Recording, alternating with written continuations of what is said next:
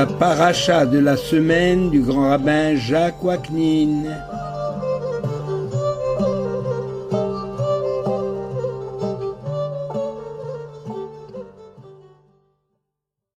Chers amis, bonjour. La paracha Ha'azinu. La paracha Ha'azinu nous livre le dernier message de Moïse sous forme de poème. Un poème merveilleux qui retrace toute l'histoire d'Israël depuis sa naissance jusqu'à la fin des temps.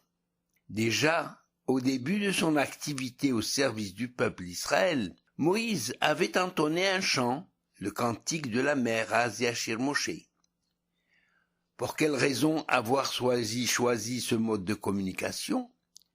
En bon pédagogue et par expérience, Moïse sait qu'un message chanté se retient aisément.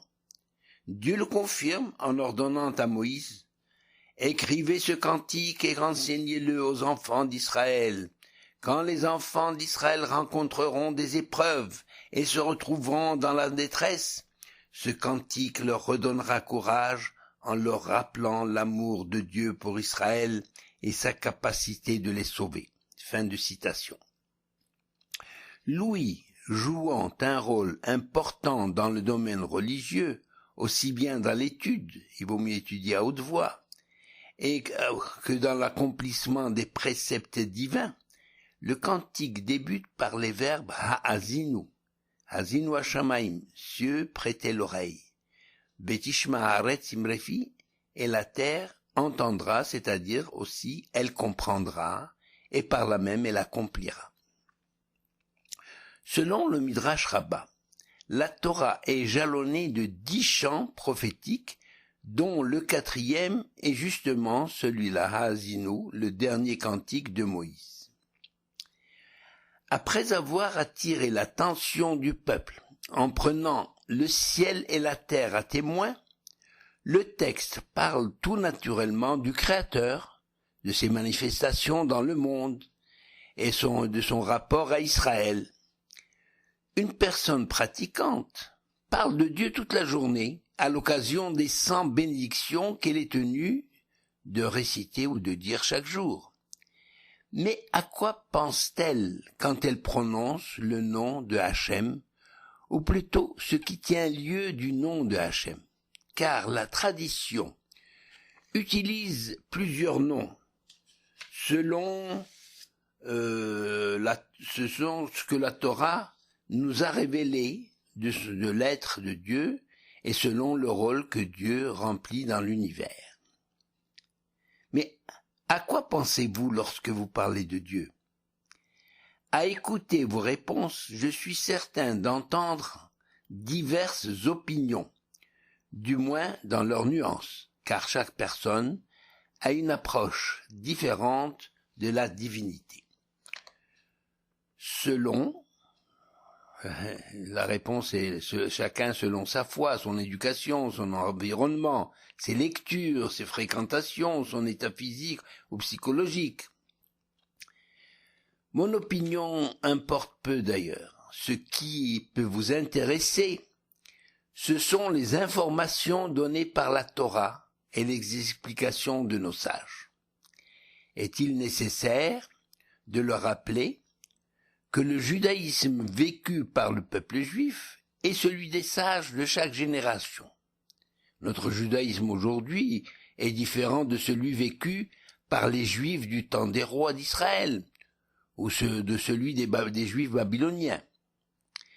La Torah est unique à l'image de son auteur, c'est-à-dire Dieu, mais elle est diversement interprétée et vécue différemment selon les époques et les pays.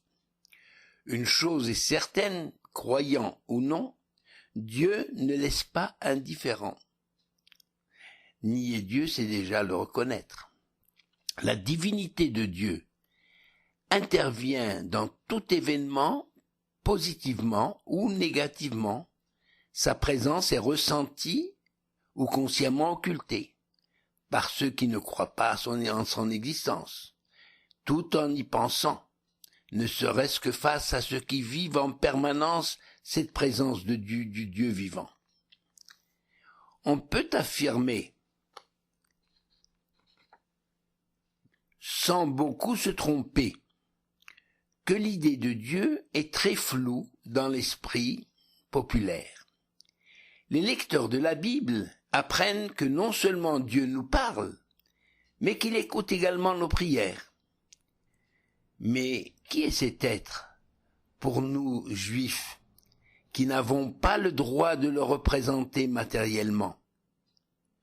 Or, il est impossible de freiner ou d'empêcher l'imagination humaine de se créer mentalement des images virtuelles, des images matérielles.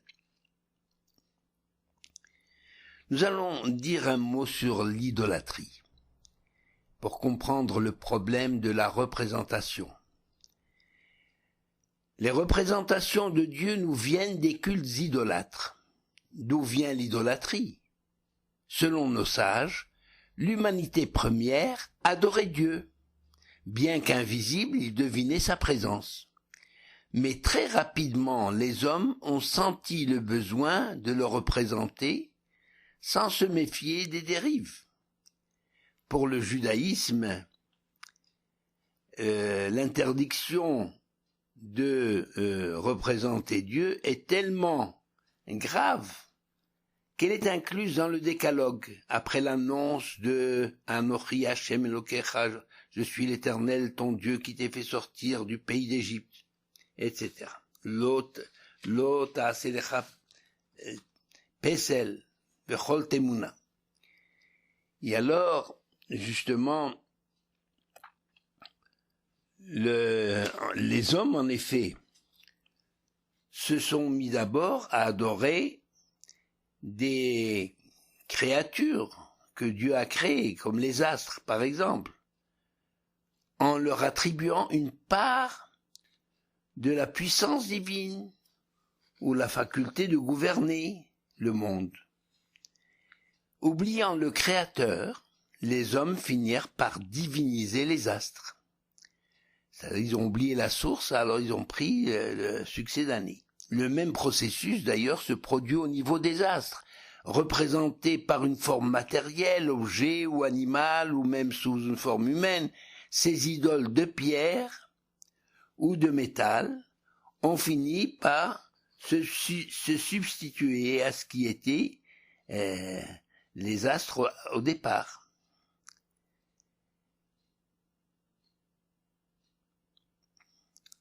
Puis l'idolâtrie, donc, s'est attachée à différents domaines en rapport avec la recherche de spiritualité et avec l'activité humaine quotidienne. C'est ainsi que nous connaissons parmi les dieux des nations le dieu de la guerre, la déesse de l'amour, la déesse de la fécondité, le dieu des éclairs et du tonnerre, etc. Au cours des siècles, malgré les progrès des civilisations, il reste des influences de ces époques lointaines et qui n'épargnent pas les Juifs, ne serait-ce qu'au niveau du langage du pays où ils vivent, comme certaines exclamations populaires « Oh, tonnerre de Zeus !» ou « diantre !» Qu'est-ce que c'est pour nous la connaissance de Dieu? Le point de départ de la Torah, mais aussi son objectif final, c'est la connaissance de Dieu. Grâce à cette recherche, l'homme prend conscience de lui-même. Et c'est d'ailleurs écrit dans la Torah, dans l'Exode chapitre 6 verset 7, et où il est écrit « Et vous connaîtrez que je suis l'Éternel, Vidartem ki ani Hashem », que le Zohar érige au rang de premier de tous les commandements. Mais en réalité, la connaissance du divin n'a rien qui ressemble à toute science concernant les objets et ne peut être classée dans aucune catégorie, dans une catégorie quelconque. On ne peut appréhender Dieu ni dans le temps, ni dans l'espace. Sa nature échappe à nos sens, d'autant plus qu'il ne nous a pas été révélé, il ne nous a pas révélé son nom. Tous les noms employés dans la Torah et dans la tradition rabbinique ne sont que des qualificatifs pour le distinguer de tout ce qui existe par sa parole, puisqu'il est l'auteur de tout ce qui existe. Parmi toute la création, l'Éternel a distingué l'être humain et l'a fait semblable à lui-même. Betselem Elohim bara oto. C'est écrit dans la Genèse. C'est-à-dire, l'homme est capable de connaître son Créateur, il est capable de connaissance, à l'image de Dieu. Or, comment exiger de l'homme d'accéder à une connaissance inaccessible? Et pourtant, à chaque occasion, on rappelle que c'est l'ultime objectif de sa vie. Connaître Dieu, s'attacher à lui, l'aimer, le magnifier, l'écouter. Comme il est écrit dans le Proverbe, chapitre 3, verset 6, Bechol derachecha daeu. Connais-le dans toutes tes voies, dans toutes tes activités. Il ne s'agit évidemment pas de connaître Dieu à la manière d'un objet que l'on peut fabriquer ou transformer, ni même une connaissance mentale comme celle de la table de multiplication. Le commandement donné à l'homme ne consiste pas non plus à comprendre les voies de Dieu, c'est-à-dire comment Dieu gouverne le monde, parce que cette connaissance dépasse notre entendement.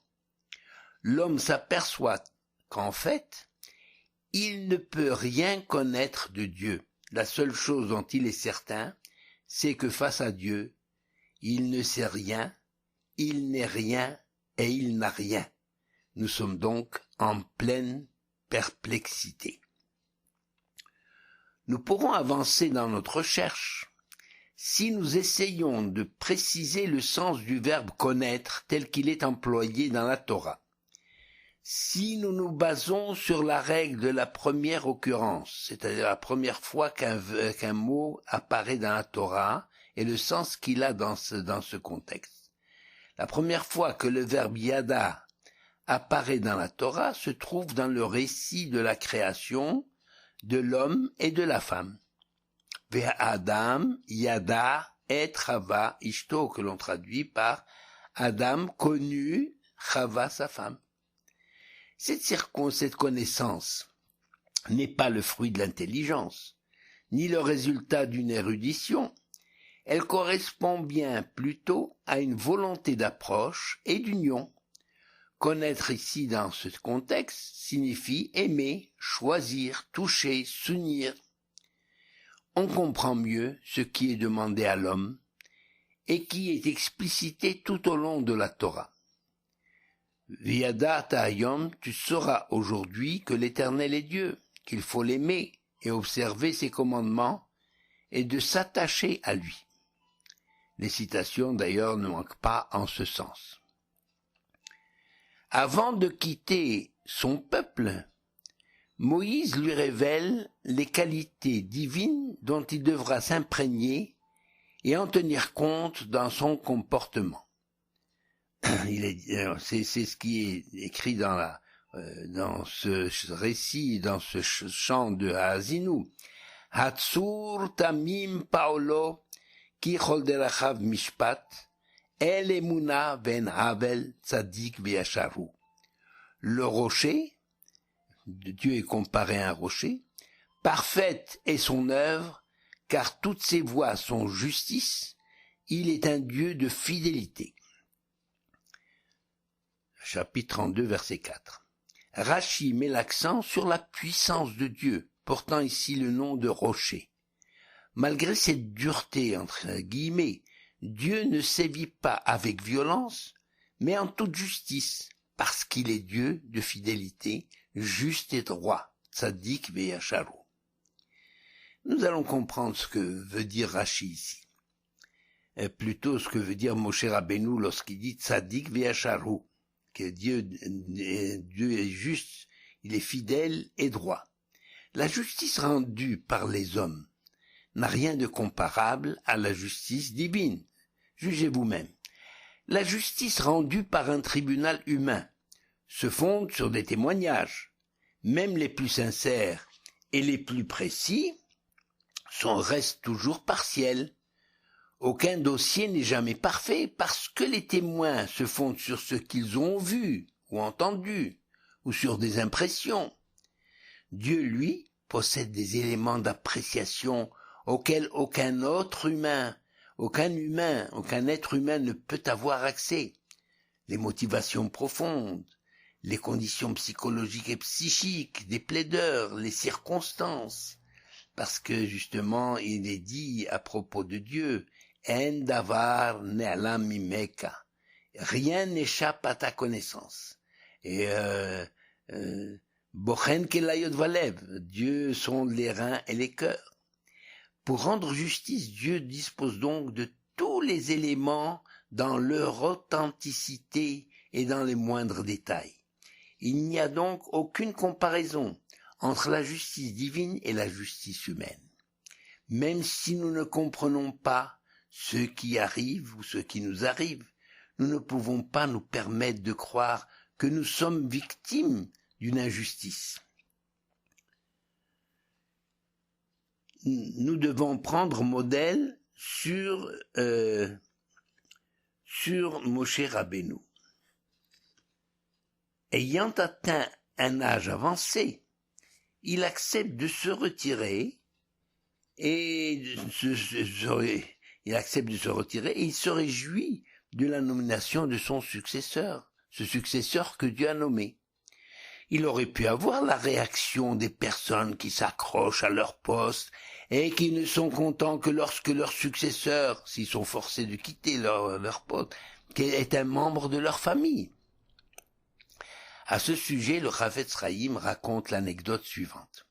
Un jour, il demande à l'un de ses proches, « Comment vas-tu » Alors la personne interrogée répond, « Cela pourrait aller mieux. » Et le Chafetz Chaim lui dit, « Mais qu'en sais-tu » Et il dit, « Le Saint béni soit-il, est bon et miséricordieux avec ses créatures, et il sait mieux que personne ce qui leur convient.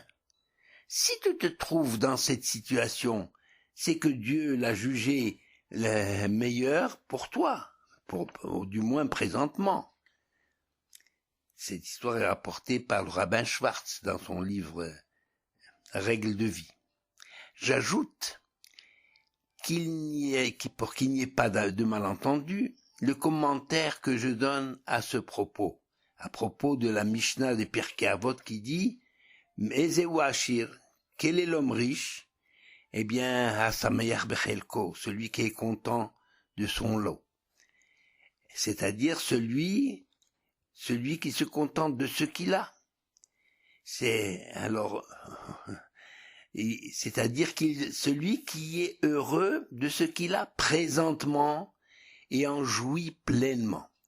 Ce sentiment n'empêche pas cet homme d'espérer notre situation en s'y employant, en fournissant les efforts nécessaires. En d'autres termes, l'homme déjà heureux de ce qu'il possède se sert de sa situation présente ou à partir de sa situation présente pour essayer de mériter un plus grand bonheur que Dieu lui accordera suite à ses efforts, et pas seulement sur le plan matériel.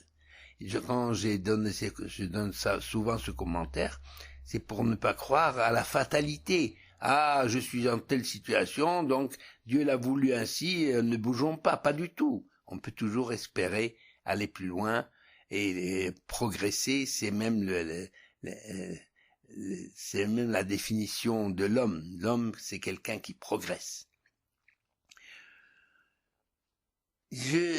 On va parler, expliquer, j'ai intitulé « De l'homme à Dieu » un sous-titre. Et ce sous-titre, justement, est emprunté au grand rabbin Alexandre Safran dans son livre La Kabbale. Dans tout son poème, Moïse veut aider le peuple à mieux connaître les qualités de Dieu. Dieu qui l'a fait sortir d'Égypte et l'a protégé durant toute la traversée du désert. Dieu n'est donc pas l'inconnu pour Israël, mais Israël ne pouvait connaître de l'Éternel que l'action directe en sa faveur, ou encore les effets de sa colère. L'essence même de Dieu demeure un mystère. Elle demeure un mystère pour tous les hommes. La Torah y fait allusion. À Adam, Ki lo yir'ani ha'adam b'chai. L'homme ne peut pas me voir et rester en vie. Ki lo yir'ani ha'adam b'chai. On traduit généralement ainsi, l'homme ne peut me voir et être en vie. De la même manière, nous trouvons dans le livre nous trouvons aucune démonstration de l'existence de Dieu, tant cette réalité est évidente pour le peuple d'Israël. La recherche de Dieu se limite davantage à la connaissance de ses manifestations dans le monde. C'est ce que Moshe Rabbeinu demande à Dieu. Hodi einina derachecha be'edacha. Fais-moi connaître tes voies et je te connaîtrai. Mais l'Éternel lui répond en disant qu'il exerce sa miséricorde, mais rien sur les modalités de son gouvernement du monde. Ce sujet est tellement vaste que nous sommes obligés de le réduire à un seul aspect qui nous est proche. Au cours de sa vie, l'homme s'aperçoit que certaines réalités auxquelles il était habitué et qu'il considérait comme indispensables à son bonheur ne méritent pas en elles-mêmes un attachement inconditionnel et qu'il existe une réalité autre. Une personne qui met sans cesse en question ses connaissances qu'il tient pour vraies s'aperçoit qu'elles prennent racine dans cette réalité première. La Torah illustre cette idée en disant: le peuple vit la grande puissance que l'Éternel avait déployée contre les Égyptiens, et le peuple craignit et ils crurent en l'Éternel. Vayar ha'am et hayad hagdola, vayaminu b'Hashem. Les enfants d'Israël comprirent que l'Égypte tient sa puissance de Dieu lui-même. Par conséquent, cette puissance est toute relative. Et c'est ainsi que la foi véritable est née dans le cœur des enfants d'Israël.